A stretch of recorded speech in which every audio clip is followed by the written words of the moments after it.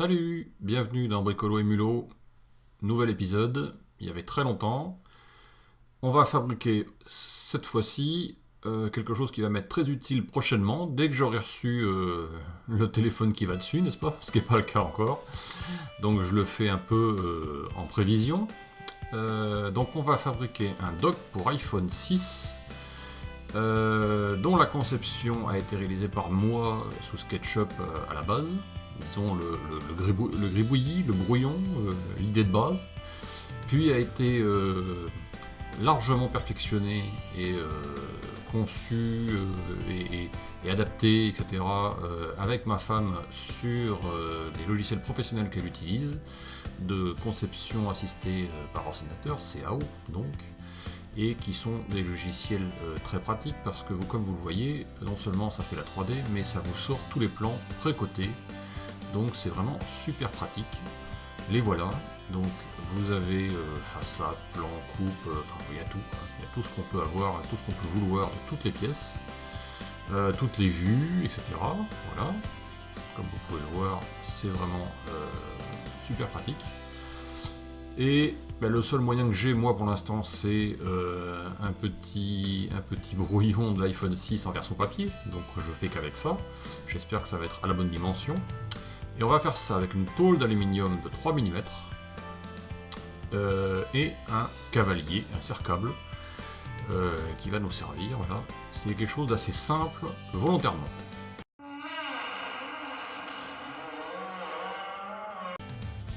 Alors on part avec une tôle d'aluminium qui est de la récup, encore une fois, ce sont des chutes. Et on va en faire quelque chose qui sera plus joli que la tôle d'origine, à savoir qu'on va la brosser. Alors quand je dis la brosser, je ne sais pas très bien si ça se fait comme ça, mais moi j'ai trouvé une solution qui consiste à utiliser, comme je viens de vous le montrer, un papier de verre de 240 et poncer toujours dans le même sens la tôle, de façon à lui rendre un aspect effectivement, on va dire entre guillemets, brossé. Et donc c'est très important de le faire toujours dans le même sens, bien entendu. Ça demande un peu d'huile de coude pour rendre la plaque mate, entre guillemets. Ça a en plus l'avantage d'éliminer tous les défauts de la plaque, une grande partie des rayures, on va dire, entre guillemets.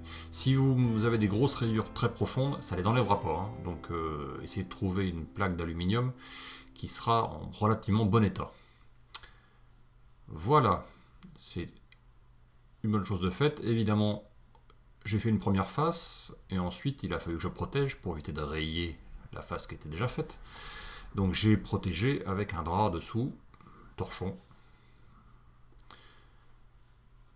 et un peu de ponçage, et d'huile de coude, et on obtient un superbe fini de la plaque d'aluminium qu'il faudra retraiter à la fin, une fois qu'on aura travaillé dessus. Un coup d'éponge, un coup de chiffon pour nettoyer l'ensemble, et on voit la suite.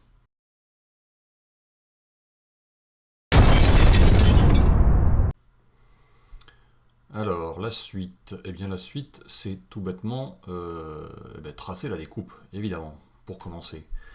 Donc à partir des plans qui m'étaient fournis, sympathiquement, mais je l'en remercie parce que elle a bien bossé dessus et ça m'a beaucoup aidé. Donc je trace les éléments qui vont me servir à la découpe, au perçage et au pliage. Évidemment, je me suis débrouillé pour prendre une partie de la plaque qui était en bon état, en relativement bon état. Il y a une petite marque, mais j'avais pas vraiment le choix, on va dire. C'est quand même que de la récup. Hein. Donc on trace les contours, l'équerrage, etc. Les marques de pliage, le perçage, qui sont les deux petits points que vous voyez, dans lesquels on fera deux trous. Et puis on va découper ça à la scie sauteuse avec une lame spécialement conçue pour l'aluminium, en mettant un guide, en mettant de la protection type Chatterton un peu épais, de façon à ne pas rayer évidemment l'aluminium. C'est évidemment le but. On va essayer de garder ça en bon état jusqu'au bout. Alors ça se coupe, ça rentre comme dans du beurre, hein, c'est comme dirait l'autre. Il n'y a aucun problème avec une scie sauteuse, ça fonctionne tout seul. Alors je mets une Chatterton d'abord et puis ensuite je mets des petites marques avec du scotch papier parce que j'ai repéré en fait la largeur de découpe de la scie sauteuse, là où se trouve la lame par rapport au guide, ce qui me permet de toujours couper au bon endroit et en ligne droite évidemment.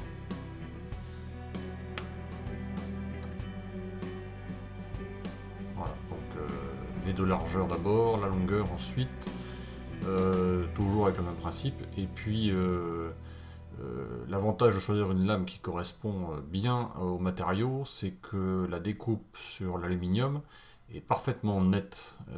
Donc c'est important de choisir le bon outil de découpe, donc la bonne lame, qui vous permettra d'avoir un fini, on va dire pas aussi industriel qu'un matériel acheté dans le commerce, mais plutôt bon.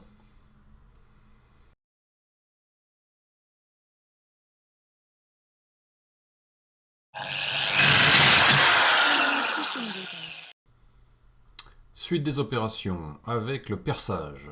Pour ça, on va pointer les deux trous à réaliser et on va faire le perçage à la perceuse à colonne. J'ai fait un perçage progressif, entre guillemets, à savoir que le trou prévu était prévu à 5 mm, mais je savais qu'il allait être trop petit, ou je m'en doutais un petit peu, sachant qu'il n'y avait pas de jeu au niveau du perçage. Et qu'avec le filetage du cavalier, ça risquait d'être un peu juste. Donc j'ai commencé à 5 mm, puis à 5,5, et on a fini un perçage à 6 mm pour passer le cavalier correctement. Évidemment, la perceuse à colonne, ça a l'avantage d'être relativement précis.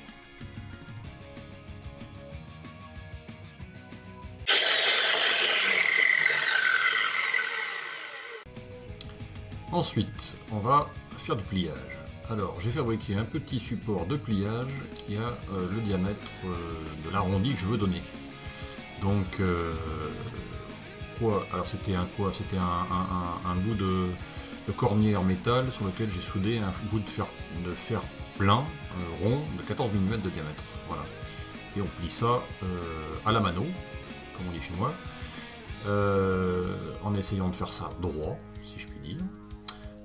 Et d'essayer de plier ça au bon angle, surtout. Ce qui n'est pas forcément évident, parce que là, comme vous pouvez le voir, il y a une toute petite faiblesse au niveau des perçages, mais ça s'est redressé assez rapidement, donc pas de souci particulier. C'est de l'aluminium qui se plie relativement simplement. Voilà. On règle l'angle avec simplement un petit peu de coup de marteau sur la base pour pouvoir être au bon angle, évidemment, par rapport au dessin de base. Ça demande un petit peu d'aller-retour, mais c'est assez facile à faire. Et on arrive à un bon résultat, en général, en faisant plusieurs essais. Et il faut évidemment faire en sorte que la tôle ne se barre pas dans tous les sens. Et toujours être bien parallèle au pliage. Et on arrive, vous voyez, en essayant de se mettre bien sur le dessin. Voilà, ça correspond pile poil au dessin prévu, aussi bien en longueur qu'au niveau de l'angle, qu'au niveau du diamètre du pliage.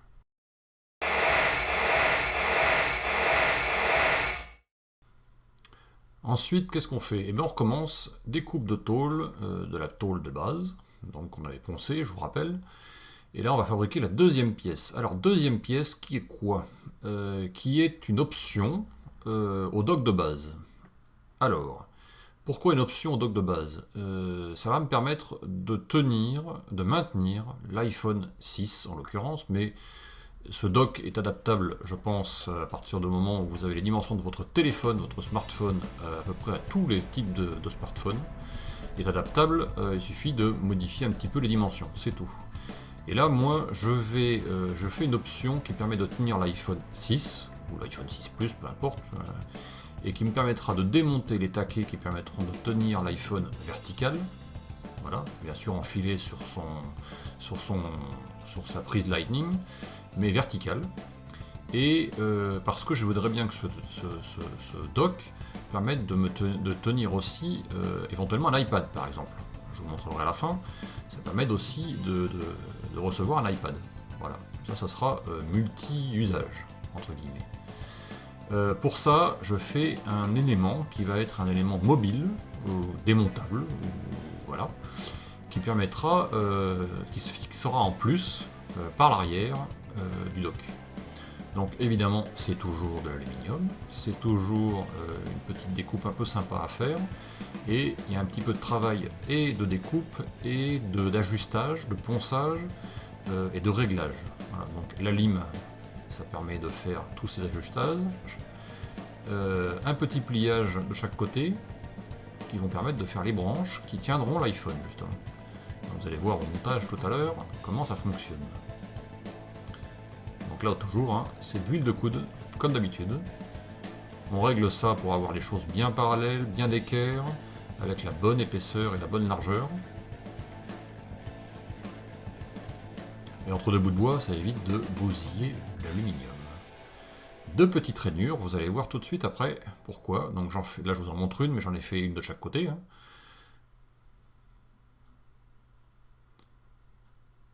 Voilà, deux petites rainures qui font 3 mm et demi de largeur. Judicieusement placées, évidemment. Et vous allez voir tout de suite pourquoi. Voilà, on mesure bien les dimensions qu'il nous faut. Et on a la pièce terminée. Il ne manquera plus qu'un petit peu de ponçage pour la finir comme il faut, qu'elle soit bien propre.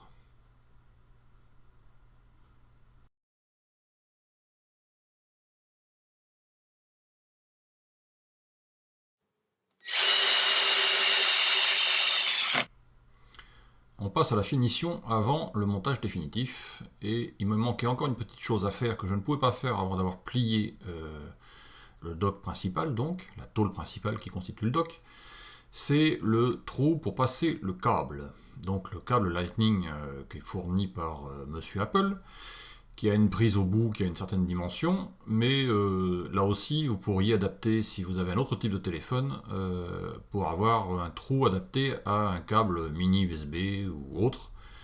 Donc moi j'ai fait deux trous l'un à côté de l'autre qui me permettent d'avoir la bonne dimension et avec une petite finition à coup de lime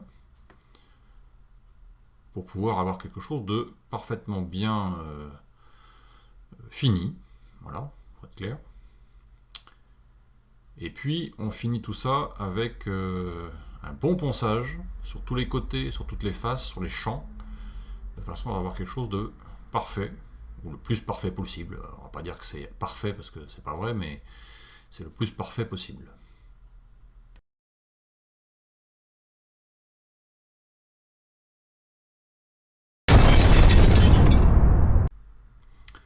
Et nous voilà à la phase montage définitif, et vous allez voir à quoi ça ressemble. Enfin, vous avez déjà vu au début, mais vous allez voir la version réelle ce coup-ci. Donc on met le cavalier, enfin le serre-câble, entre guillemets. On passe la prise dedans. Donc câble Lightning avec la prise au bout. Qui comme par hasard, mais vous vous en doutez, c'était prévu pour, passe parfaitement dans le cavalier qui était à la bonne dimension. Deux petits écrous à l'arrière.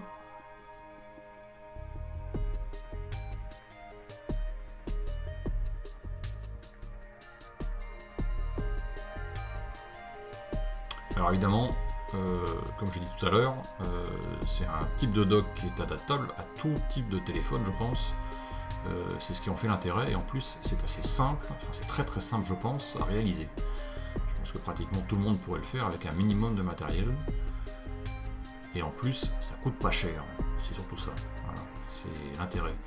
Pourquoi je me suis lancé là-dedans? Parce que tout simplement, les docks vendus dans le commerce, je les trouve trop compliqués et surtout trop chers. Voilà.